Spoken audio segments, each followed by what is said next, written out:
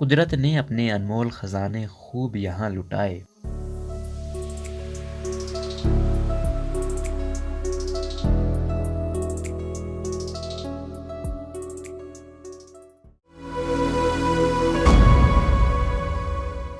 روس اور یوکرائن کے درمیان جنگ، آخر ماجرا کیا ہے؟ 1975 اور 76 کی بات ہے۔ میں ایک بستی کے ایک محلے میں گیا تو حیران رہ گیا تھا کہ وہاں ہر خاندان کا سربراہ یوکرائن سے واقف تھا۔ منیر بن بشیر کے مطابق بستی کا نام تھا سٹیل ٹاؤن، جو کراچی میں پاکستان سٹیل مل کے ملازمین کے لیے بنائی گئی تھی۔ چونکہ سٹیل مل روس کے تعاون سے بنائی جا رہی تھی، اس لیے بہت سے کارکن اور انجینئر فولاد سازی کی تربیت حاصل کرنے کے لیے روس گئے تھے اور یوکرائن سے بخوبی آگاہ تھے، جو روسی یہاں تعمیر کے دوران مدد کرنے آئے تھے۔ ان کی بھی کچھ تعداد کسی نہ کسی لحاظ سے یوکرائن سے تعلق رکھتی تھی۔ آج جب روس اور یوکرائن کا مسئلہ دنیا بھر کے لوگوں کی زبان پر ہے اور یہاں ہمارے ملک میں بھی لوگ باغ ایک دوسرے سے پوچھ رہے ہیں کہ اے بھائی کچھ تو بتاؤ کہ ماجرا کیا ہے، اس بدامنی کی دوا کیا ہے۔ جو میرے ساتھی یوکرائن گئے تھے ان سے اس سلسلے میں تبادلہ خیال ہوا۔ پاکستان سٹیل مل کے سابق ڈپٹی چیف انجینئر جناب شفیع حیدر دانش بھی ان میں سے ایک ہے۔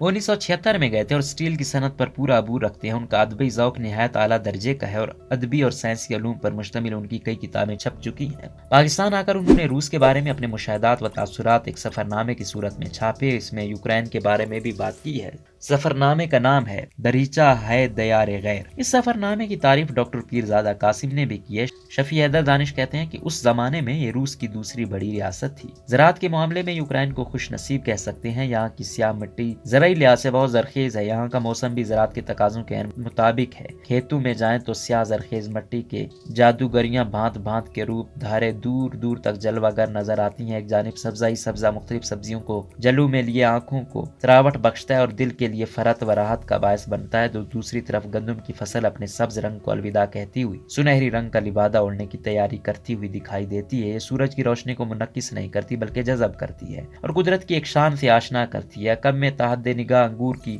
بیلیں پھیلی ہوئی نظر آتی ہیں جس میں لگے ہوئے رسیلے انگور کے گچھے دل کو للچاتے ہیں۔ زراعت میں یہ علاقہ خوب آگے بڑھا ہوا ہے، بلکہ ایک دوسرے ممالک کو بھی یہاں سے گندم اور پھل برآمد کیے جاتے ہیں۔ سورج مکھی کی بھی کاشت کی جاتی ہے۔ شفیع حیدر دانش اپنے سفر نامے میں لکھتے ہیں کہ ریاست یوکرائن میں بے شمار معدنیات بڑی وافر مقدار میں پائی جاتی ہیں۔ قدرت نے اپنے انمول خزانے بڑی بے فیاضی سے یہاں لٹائے ہیں۔ کوئلے اور لوہے کی قدیم ذخائر کے علاوہ یوکرائن میں تیل، گیس، مینگنیز، نکل، گریفائٹ، باکسائٹ، سنگ مرمر اور دوسری کئی قیمتی معدنیات کے ذخائر موجود ہیں۔ انہیں برآمدات کر کے خوب زر مبادلہ کمایا جاتا ہے۔ مجھے یاد ہے کہ ایک مرتبہ میں پاکستان کی سٹیل مل کے سب سے بڑے گودام میں کھڑا تھا جہاں مختلف بھٹیوں کے لیے درآمد شدہ اینٹیں رکھی ہوئی تھی۔ ایک جگہ میں چونک گیا اور حیرت سے کریٹ کی طرف اشارہ کرتے ہوئے سوال کیا کہ کیا ہم بھارت سے بھی مال خریدتے ہیں؟ مینیجر صاحب نے میری حیرت کا اظہار کرتے ہوئے منفی میں جواب دیا اور پوچھا کہ یہ سوال میرے ذہن میں کیوں آیا۔ میں نے پھر اسی کریٹ کی طرف اشارہ کیا کہ اس پر دیکھو لکھا ہوا ہے اڈیسا۔ اڈیسا ہندوستان کے شہر کا نام ہے۔ مینیجر صاحب ہنسے اور کہا کہ یہ اڈیسا نہیں بلکہ اڈیسا ہے، یوکرائن کا ایک مقام ہے۔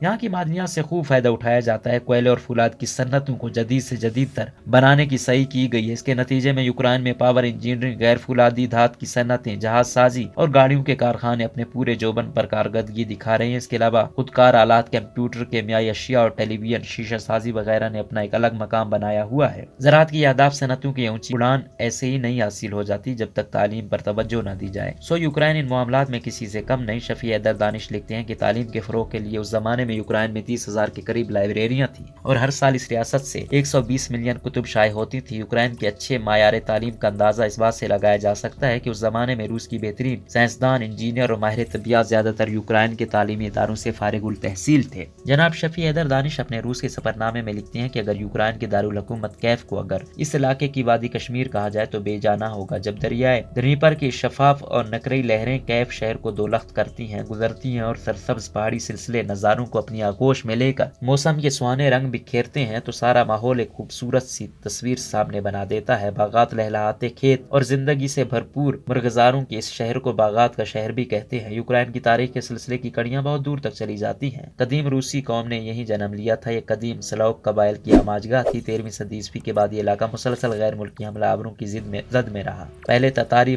मुगल हमला आवर हुए। इसके बाद तुर्कों ने फतूहात हासिल की, फिर क्रिमियाई तातारियों ने ज़ेर किया। ये पोलैंड और लिथुआनिया का भी महकूम रहा। आखिरकार साल 1654 ईस्वी में रूस का हिस्सा करार पाया। पहली आलमी जंग में इसके बेशतर हिस्से जर्मनी के कब्जे में आ गए। 1922 में जंग अजीम के बाद ये दूसरा रूस का हिस्सा बना। यूक्रेन की दारुल हुकूमत कैफ और मास्को के दरमियान 670 किलोमीटर का फासला है। दूसरी आलमी जंग में ये फिर जंग के असरात की लपेट में आया। कैफ की सियासी और माशी अहमियत के सबब ये हिटलर के गासिबाना मंसूबों में एक अहम मकाम के तौर पर रखा गया था। इस शहर के जाले बासियों ने नाजियों को बहुत ही बहादुरी से मुकाबला किया और 73 दिन तक मुहासरा बरकरार रखा, लेकिन आखिरकार शिकस्त से हमकिनार हुए और शहर कैफ पर नाजियों का कब्जा हो गया। जर्मनी की शिकस्त के बाद कैफ शहर नाजियों के चुंगल से आजाद होकर दोबारा यूक्रेन का हिस्सा बना। यूक्रेन 1920 से 1991 तक सोवियत यूनियन का हिस्सा रहा। 90 के अशरे में जब रूसी हुकूमत में दरारें पड़नी शुरू हुई तो यूक्रेन ने फायदा उठाया और 1991 में एक आजाद मुल्क की हैसियत से दुनिया के नक्शे पर उभरा। आजकल का कज़िया ये है कि कुछ अलहदगी पसंद अनासी ने यूक्रेन से अलहदा होने का ऐलान किया तो रूस ने उन्हें आजाद रियासतों के तौर पर तस्लीम कर लिया है। हालिया कशीदगी उस वक्त अपने उरूज पर पहुंची थी जब 2 रोज कबल रूस ने यूक्रेन के 2 अलहदगी पसंद इलाकों